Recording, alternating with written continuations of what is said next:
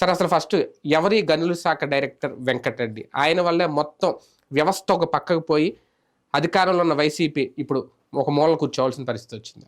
అంటే బేసిక్గా అతను కూడా అనుకుని ఉండడు ఇది.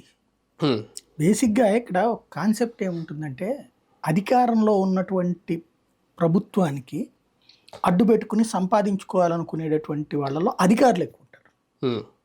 అది గుర్తుపెట్టుకోవాలి. ఎందుకంటే డైరెక్ట్ రాజకీయ నాయకుడికి ఎట్లా సంపాదించాలో సీనియర్ మోస్ట్లకు తెలిసి ఉంటుంది, కానీ కొత్త వాళ్ళకి తెలియదు. సీనియర్ మోస్ట్లకు తెలిసిన ముఖ్యమంత్రి ఓకే చేయాలి, ఇక్కడ జగన్ ఓకే చేయడు.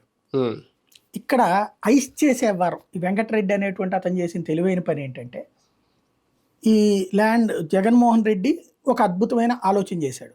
అది ఖచ్చితంగా యాక్సెప్టబుల్ ఇష్యూ, ఇవాళ కాకపోయినా రేపైనా అది అవసరమైన అంశం. అది ల్యాండ్ టైటిలింగ్ యాక్ట్ అని. ఒక మనిషికి స్వతంత్రం రాకముందు నుంచి వివాదాలు ఉన్నాయి. అయోధ్య రామ మందిరం ఎన్నేళ్ల నుంచి కూడా అదేంటది ల్యాండ్ లిటిగేషన్. మనం దాంట్లో క్రైమ్ చూసాం, సివిల్ డిస్ప్యూట్. అది ఆ భూమి హిందువులది అన్నటువంటిది. హిందువులు అడిగారు, ముస్లింలు మాది అన్నారు. మసీదు కట్టుంది కాబట్టి మాది అన్నారు, గుడి మీద కట్టారు కాబట్టి మాది అన్నారు. గుడి మీద కట్టినప్పుడు గుడోళ్ళదా, పైన మసీదు ఉంది కాబట్టి ముస్లింలదా? ఇది తేల్చడానికి 1880